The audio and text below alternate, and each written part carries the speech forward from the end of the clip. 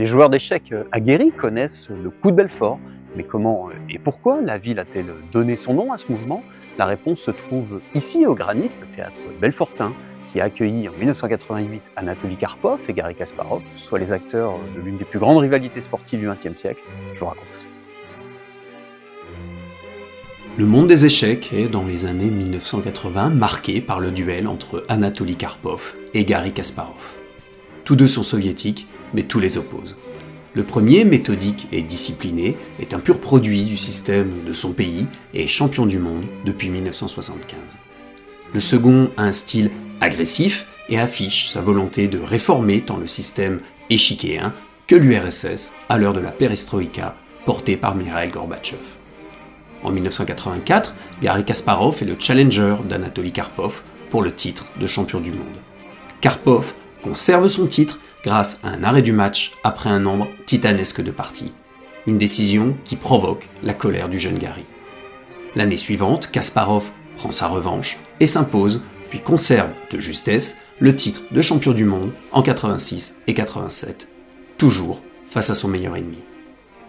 Ces 4 championnats du monde ont marqué les esprits et l'antagonisme entre les deux hommes est à son apogée quand les deux soviétiques s'apprêtent à s'affronter à Belfort en 1988. Un match qui a lieu dans le cadre d'une nouvelle compétition en 6 manches, la Coupe du Monde Grand Master Association. La ville a obtenu l'organisation de la deuxième manche grâce à une forte mobilisation autour du club d'échecs de Belfort fondé 10 ans plus tôt et de son président Jean-Paul Touzé. Ils ont déjà organisé 2 championnats du monde de jeunes et un championnat de France.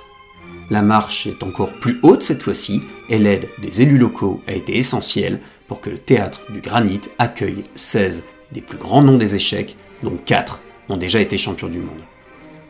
La presse parle alors du tournoi le plus fort de tous les temps, au cours duquel Karpov et Kasparov ont l'occasion d'écrire un nouvel épisode de leur duel psychologique et stratégique pour ce qui sera leur 129e affrontement.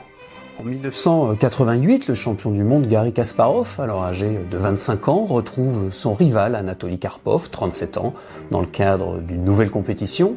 Belfort a pu accueillir cet affrontement entre 2 hommes qui se détestent grâce à l'investissement du club d'échecs local. Particulièrement attendu, le match va tenir toutes ses promesses et entrer dans l'histoire. Le 1er juillet 1988 à 15h, la salle du Granit est pleine à craquer. Garry Kasparov est en retard comme à son habitude, et quand il se présente, Karpov a même déjà avancé un pion. Kasparov prend place sur une chaise qui était rapportée de la mairie de Belfort, le fauteuil prévu ne lui convenant pas, même après en avoir fait enlever les roulettes. Alors que Kasparov établit une défense classique, Karpov sacrifie sa dame contre toute attente au 17e coup. Son adversaire est décontenancé, mais 28 minutes à répondre, puis abandonne au 38e coup. Le Granit explose et Kasparov quitte le théâtre par une porte dérobée au bord des larmes. La stratégie longuement préparée par Karpov est depuis enseignée dans les écoles d'échecs, entrant dans la postérité sous le nom de Dame A4 coup de Belfort. Même si c'est son cadet qui remporte au final le tournoi de Belfort et les 25 000 $ mis en jeu, Anatoly Karpov a prouvé qu'il ne part pas battu en vue du championnat du monde de 1990. Garry Kasparov reste pourtant le plus fort et conserve son titre de champion du monde. Il s'agit de leur dernier grand duel. Kasparov crée ensuite sa propre organisation et même s'il laisse Karpov reprendre le titre de la Fédération internationale, il domine le monde des échecs jusqu'à sa retraite en 2005, se rendant également célèbre par sa bataille face à l'ordinateur Deep Blue et son engagement politique contre Vladimir Poutine. Belfort est entré dans l'histoire des échecs grâce au coup tactique de Karpov, qui a conservé un lien fort avec la ville et le président du club, Jean-Paul Touzé, devenu son agent. Touzé, forte personnalité et ambassadeur passionné des échecs, est décédé en 2013 à l'âge de 63 ans.